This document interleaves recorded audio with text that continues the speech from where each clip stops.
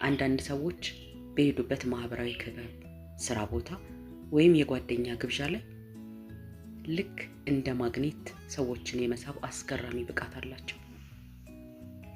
ሁሉም ሰው ሊቀርባቸውና ሊወዳቸው ይፈልጋል።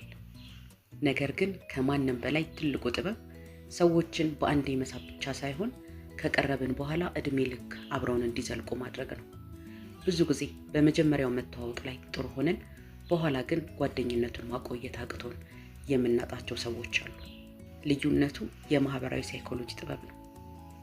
ዛሬ በሄዱበት ቦታ ሁሉ ተደማጭ የሚያደርጉትን እንዲሁም የጀመሩትን ግንኙነት የሚያዘልቁ 4 የተደበቁ ሚስጥሮች በተግባራዊ ምሳሌዎች እናያለን።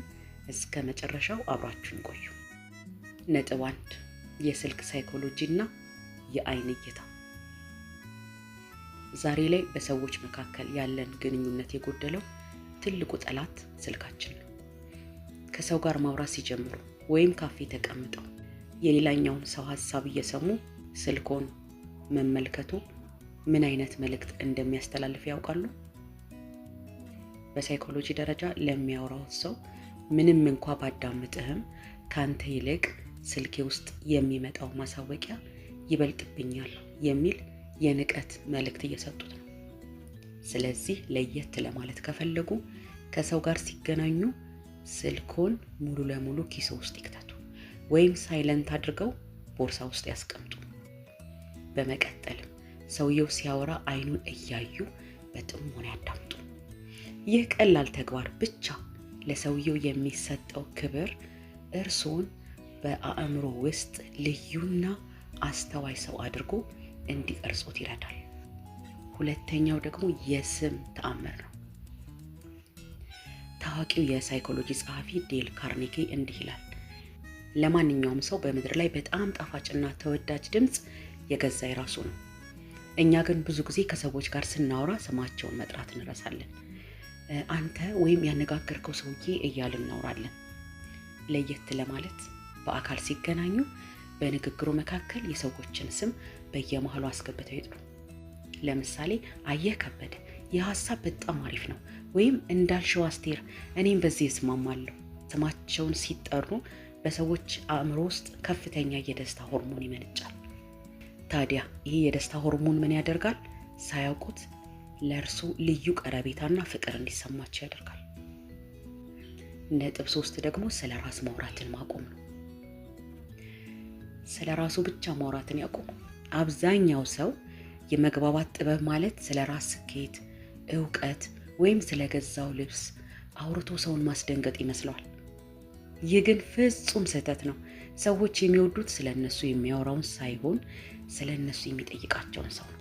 ለምሳሌ አንድ ጓደኛው ትናንትና በጣም ደክሞኝ ነበር ሲሎት፣ እኔማ በጣም ነው የባሰብኝ፣ ትናንት እኮ ሙሉ ቀን ስሰራ ውዬ ብለው ወሬውን ወደ ራሱ አይጠቅሉት። ይልቁኑ ወሬውን ለሱ ይተውለትና ምን ነው፣ ምን አጋጠመ፣ ስራ በዛብህ ብለው በጥልቀት ይጠይቁት። ሰዎች የራሳቸውን ታሪክ እንዲያወሩ እድል ከሰጧቸው በዓለም ላይ ካሉ ምርጥ ተናጋሪዎች በላይ ማራኪ ሰው ይሆኑላቸዋል። አራተኛውና ዋናው ነጥብ ሰዎችን ከቀረብን በኋላ አብረውን እንዲዘልቁ ማድረግ ነው። ሰዎች በእኛ ተስበው ወዳጅ ከሆኑን በኋላ ግንኙነቱ እንዲቀጥል የሚያደርገው ታማኝነትና ወጥነት ነው። ብዙ ጊዜ ሰዎች በመጀመሪያው ቀን ያሳዩንን መልካምነት በኋላ ላይ ሲቀይሩት እናጣቸዋለን። አብሮ ለመዝለቅ መቼም ቢሆን በሰዎች ጀርባ ማማት አይገባም። ዛሬ ከኛ ጋር የቀረበ ሰው ሌላ ጓደኛውን በክፉ ስናማው ከሰማ ሳያውቀው በአእምሮ ነገ እኔንም ሌላ ቦታ ያማኛል ብሎ መራቅ ይጀምራል። በተጨማሪ በሰዎች አስቸጋሪ ጊዜ ላይ አብሮ መገኘት ትልቁ የጓደኝነት ማህተም ነው። ሰዎች በደስታቸው ቀን ያገኟቸውን ብዙ ሰዎችን ይረሳሉ። በችግራቸውና በውጥረታቸው ቀን ግን ባጠገባቸው የነበረውን ሰው መቼም ቢሆን ከአእምሯቸው አይጠፋም። ጓደኝነትን ዘላቂ የሚያደርገው ውጫዊው የመግባባት ስልት ሳይሆን የውስጠኛው ማንነታችን ታማኝነት ነው። እንግዲህ እነዚህ 4 ነገሮች ቀላል ቢመስሉም በተግባር ስንጠቀምባቸው ግን በማህበራዊ ህይወታችን ላይ አስደናቂና ዘላቂ ለውጥ ያመጣሉ። ዛሬ ቪዲዮ እንዳለቀ ለምታገኟቸው የመጀመሪያ ሰው ስልካችሁን ደብቃችሁ ስሙን ጠርታችሁና ስለሱ በጥልቀት ጠይቃችሁ ሞክሩት። የተሰማችሁን ለውጥ ደግሞ ኮሜንት ላይ አጋሩኝ። በቀጣይ አርብ የአእምሮ ውጥረትን በፍጥነት ለመቀነስ የሚረዱ 3 ወርቃማ ልማዶች በሚል የጤና ቪዲዮ እንገናኛለን። ቪዲዮ ከጠቀማችሁ አሁኑ ላይክ እና ሰብስክራይብ በማድረግ የቻናላችን ቤተሰብ ይሁኑ።